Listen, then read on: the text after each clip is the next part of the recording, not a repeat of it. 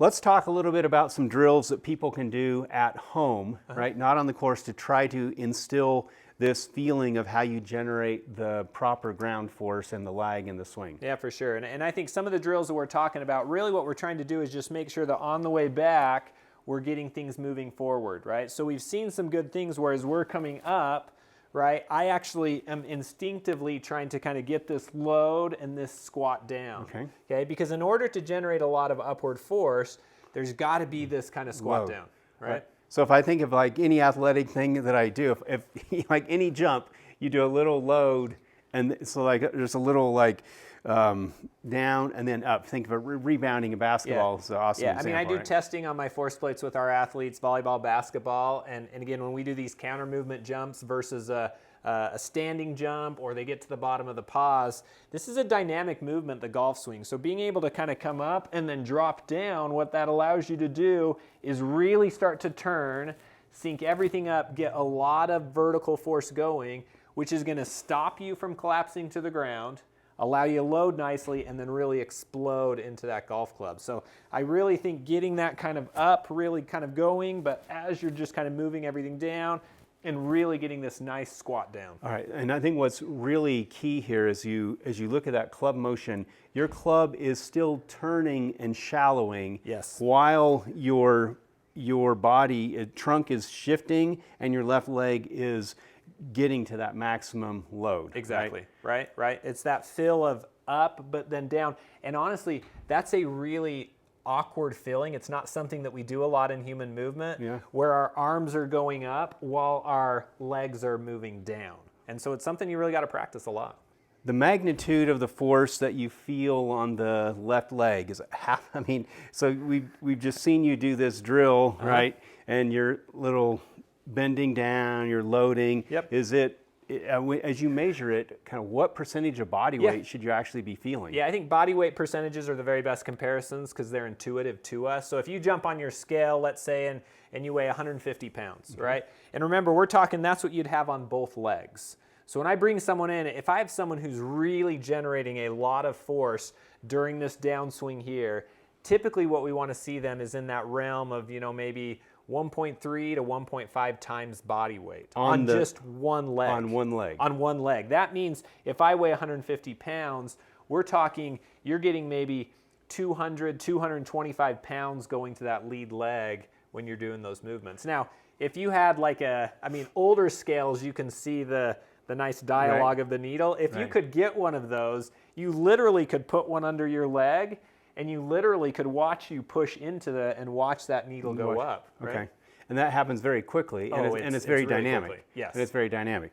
So you have a feeling of getting almost taller, I guess, at this point. And as you are shifting to your lead leg, then you're breaking, you're falling, you break that fall. That's where that force. So that's where we see players do the squat. Right? They're basically taking a fall of their trunk disproportionately on the lead leg. Now, where on the lead leg do you see the force go? The ball of the foot, the ankle? Like, where does it go? It's a great point. So where do we want it to go, or where does it go? Those are different questions, right? So if I bring a great golfer in here who's got a great club head speed, a wonderful swing, and he's got good rotation, when he's going this way, he's sending that force towards the front of the foot, towards the ball of the foot.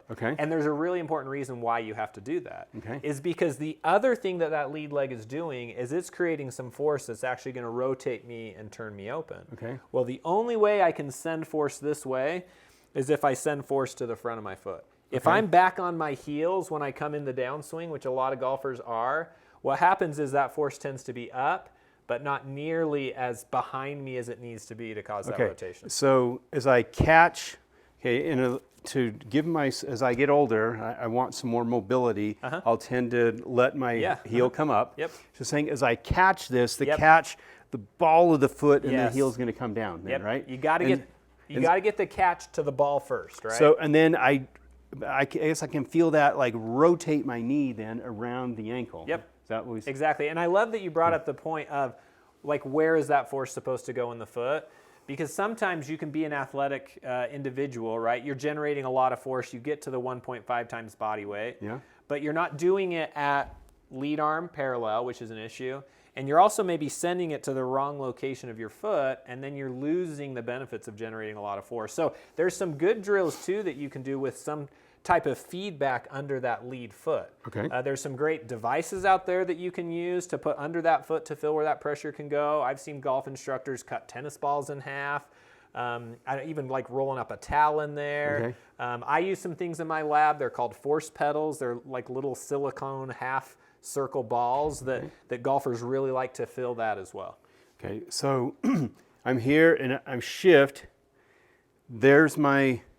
So it's ball of the foot. Yep, ball of the foot. And now as I come around, my toe gets pulled then up, your toes will, exactly. Okay, so I feel, so that's a kind of a circle. Yeah, yep. And it makes sense. I'm trying to do a rotational motion on my hips.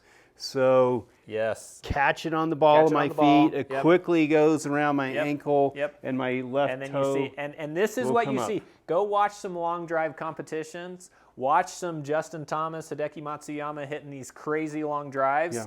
And you watch that motion of their foot every time. To the ball, and then it comes around, toes leave the ground, and they flip through. And all right, so feel the catch. Yep. Big pressure. Yep, exactly. And then I'm doing a spinning jump, yeah? Yep. Okay, spinning jump to help move these, and now I've got all this space that my arms now can come to have this corridor that they can rotate freely through the shot. I actually like that you just said spinning jump, because another good drill, if we're talking about at-home drills that they can do to improve this, one of the things you can do if you'll hold the golf club here, this is one you could do without a golf club, and you could do it in golf posture, you could do it with your hands wherever you want, but you actually could do a spinning jump where you actually kind of get in and feel that load, but you're coming down and you're jumping and actually doing a spinning jump. Because what that's going to allow you to do is it's going to allow you to feel a lot of vertical force, but it's going to allow you to feel that rotation that you need as well. So when I finish my golf shot, right, my chest, my shoulders, my face, everything has turned, at least 90 degrees. If you do a full shot, you're turning more than 90 degrees, right? So let's walk through this here. So if I just do that's helping me feel. That's helping me feel that movement. Like the movement. And I will say, sometimes if you do the load on that one in the drop, sometimes you get a little choppy in that movement. So a lot of times I just like to see it here, just kind of the squat down. Don't worry so much about the back, but just the up like that. Okay. Right? And so I'm feeling in my feet how I take the pressure to get rotationally in the feet then. Perfect. Yep. Okay. Exactly. So what we see on the rear foot on that is the rear foot is rotating onto the big toe, and the left or the front foot, the big toe comes up. The rear foot is where you go on the big toe, right? And where the force goes on that rear foot, at least initially on the back, it goes to the heel, so that you can send some force forward, and then just the opposite of what happened in the front, right? It's going to come here and pivot. You're going to get this nice jump that way. Okay. So that's you can do that at home anywhere. Just getting the feel of how do I explode with my legs, but do it generating a rotation force. Okay, so clearly it's not just straight up and down. There's got to be circular rotation is torque, right? So I've got to get the force. I've got to get the force off of the axis of rotation. That's the definition of torque, right? Yeah. You're a lot better at your high school physics than you're giving yourself credit for. Okay. I do have an engineering degree. All right. So if I look at my body rotation in a golf swing, the rotation is basically from the top of the head through the knees, right? Yep. So this ground pressure is off that rotation line. Yep. So as I feel my legs doing this, it's providing a torque that I rotate. Yep. Right? And golfers who are doing it really well, and that's what we talk about, where that force is going in the feet. Golfers who do it really well get this benefit where the back leg force is causing a rotation this way based on that distance from the axis of rotation. So it creates a torque that brings you this way. And that lead leg has a distance from that axis of rotation, and it's applying torque this way, but then guess what happens? We get that same directional torque. Right. So both your trail leg and your lead leg are pushing in a way that creates the actual same rotation, but by pushing in different directions. Sure, because they're on opposites, your hips are on opposite sides. So that's why my feet are basically mirror images right here, okay? Yep. So I've loaded, I've shifted, got the, so primarily on my lead leg, yes. but this leg here has a job that it can help, and you see the knee rotate. You see both knees rotating, right, as you come through. And you understand this really well, Dwayne, but I think this is an important thing to bring up. It's something that I've seen in some good biomechanics research out there. This actually comes, I'll have to say, coming from Dr. Kwan's lab at Texas Women's University. Okay. And he talks about this principle of a distance torque and a force torque. Okay. So really good golfers, because I'm shifting that weight forward, what's going to happen to my center of pressure of forces?